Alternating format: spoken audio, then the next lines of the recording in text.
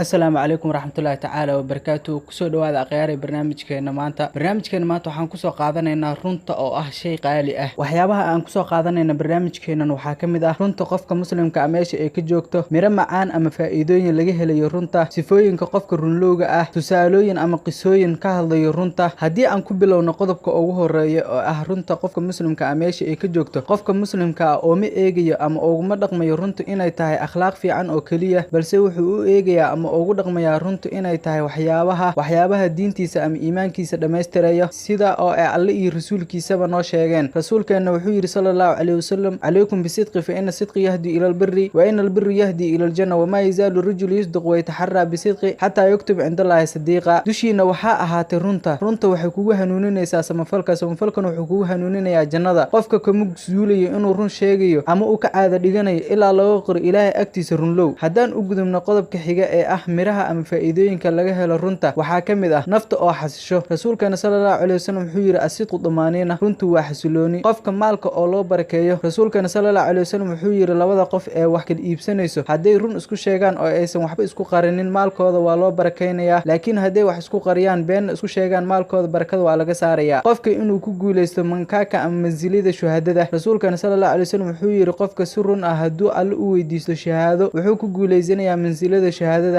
ku geeriyooda firaashkiisa qodobka kale ee inoo xiga waa sifooyinka qofka runlowga ah ama runta sheego sifooyinkiisana waxaa ka mid ah sheekadu inuu ka run sheego qofka muslimka hadduu sheekaynayo kama sheekeeyo wax aan xaq ama run ahayn haddii uu wax sheegayana wuxuu sheegaa isla wixii oon waxba laga bedelin go'aanka inuu ka run sheego qofka muslimka ah haddii uu go'aan qaato wuu ka dhabaynayaa wuuna ka run sheegayaa ballanta inuu ka run sheego qofka muslimka sidaasi la mid ah haddii uu ballan qaado wuu fulinayaa waxay rabtaa ku qaadatee xaalkiisa inuu ka run sheego qofka muslimka ah daahirkiisa iyo baadinkiisa waa isku mid ma muujinaya waxaan laabtiisa ku jirin laabtiisana kuma haynaya waxaan haddii aan u gudubno qaybta qisooyinka ah waxaa la weriyaa in xajaaj uu ku dheeraaday maalmaha ka mid ah khudbada nin ka mid ah dadkii soo xaadiray ayaa ishayn waayey oo ku yiri xajaajow salaada xilligeeda la gaaray ilaahay kuma cudur daarayo xajaaj wuxuu amray in la xiro ninkaasi ninkii waa la xiray wax yar kadib waxaa u imaaday xajaaj ninkii la xiray qoomkiisii waxayna kula doodeen xajaaj inuu yahay ninku nin waalan xajaaj wuxuu ku yiri qoomkiisii ama dadkii ninkii u dacwoonayay haddii uu qirto inuu waalan yahay waan sii daynayaa ninkii wuxuu yiri kuma xadgudbayay nimcada uu ilaahay siiyey oo ah inaana waalnayn xajaaj intuu runtiisa la yaabay ayuu sii daayay qisada labaad aan ku soo qaadanayna waxay tahay imaam Bukhari ayaa wuxuu u baxay inuu ka soo qaato nin xadiis ninkii wuxuu u imaaday fariskiisa u tilmaamay musaf in waxba ku jirin si uu ugu qabsado imaam Bukhari ninkii ayuu u soo dhawaaday wuxuuna weydiiyay musafta inay wax ku jiraan ninkii wuxuu ku yiri musafta waxba kuma jiraan laakiin waxaan rabaa inaan dameer qabsado kaliya imaam Bukhari wuxuu yiri nin u sheegay bahaa'imta been kama qaadanayo xadiis saas darteed asaga oon ka qaadanin xadiiska ayuu ka laabtay mahadsantii wassalaamu calaykum waraxmatullaahi tacaala wabarakaatu